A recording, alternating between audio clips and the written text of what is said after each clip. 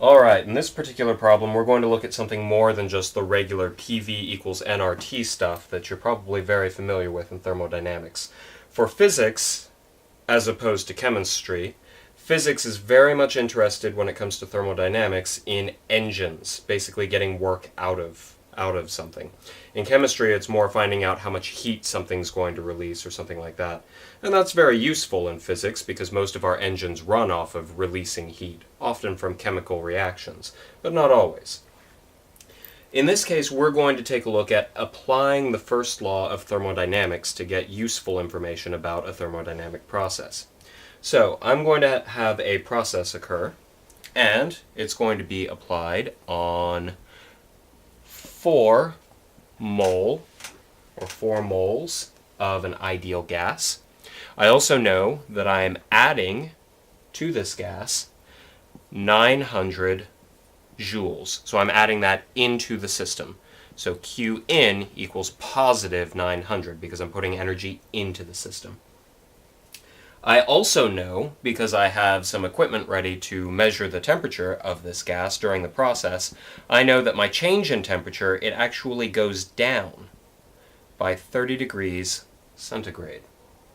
Okay?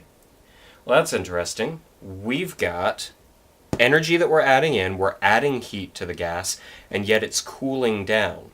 So, that's something that you wouldn't normally encounter, say, in chemistry, but again, here in physics, we know from the first law of thermodynamics that we have an energy balance, conservation of energy. We know the change in internal energy of a gas is equal to the heat we put into it plus the work we put into it. Basically, all the energy that we add in, we can transfer energy in with heat, or we could transfer energy in by doing work on it, and that is going to be equal to our change in our internal energy. Basically, how much energy it has versus how much it started with.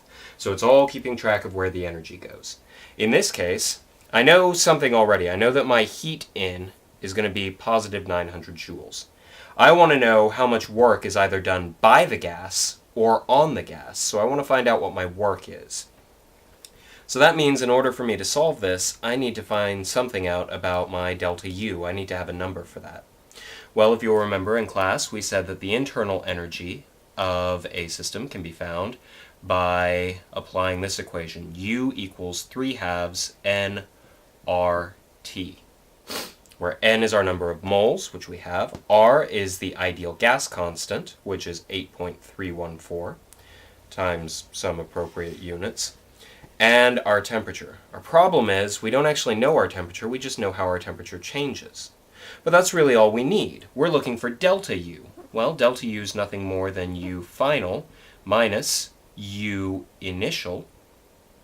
If I replace that, I would have 3/2 my number of moles times my ideal gas constant times my temperature final minus 3/2 nRT initial. Well, I've got 3/2 nR multiplied by these. This actually simplifies down to 3/2 nR times T final minus T initial. Okay? Well, that's nothing more than delta T. And I know delta T. Now, ideally, I would need to treat these in Kelvin, where I would have the temperature in Kelvin. But the change in temperature in Kelvin, because I just add 290 or 273 onto both of these numbers, the change is still going to be the same as the change in Celsius.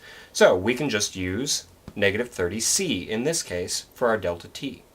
So now we can find that delta U, our change in internal energy, is going to be nothing more than 3/2 times N, our number of moles, 4, times 8.pi, our ideal gas constant, times delta T, which is going to be negative 30, in this case Kelvin, because our ideal gas constant has Kelvin as one of its units, so we want that to cancel out. Well, if I evaluate this, I should find, I don't think I actually wrote down the value for it, so let's run those numbers. 3 divided by 2 times 4 times 8.pi times negative 30. I end up with my change in internal energy equals negative 1,000,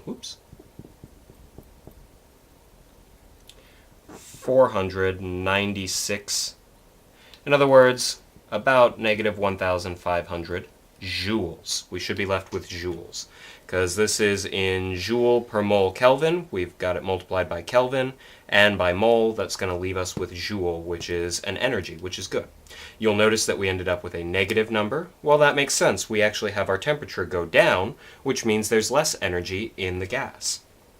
Now we've got this, we can plug it back into our first law of thermodynamics, so we'll have change in internal energy equals heat in plus work in. So I've got negative 1,500 joules equals positive 900 joules plus our work in. I subtract this to find the work in, so I'm going to do minus 900 joules. And I find that I've got something along the lines of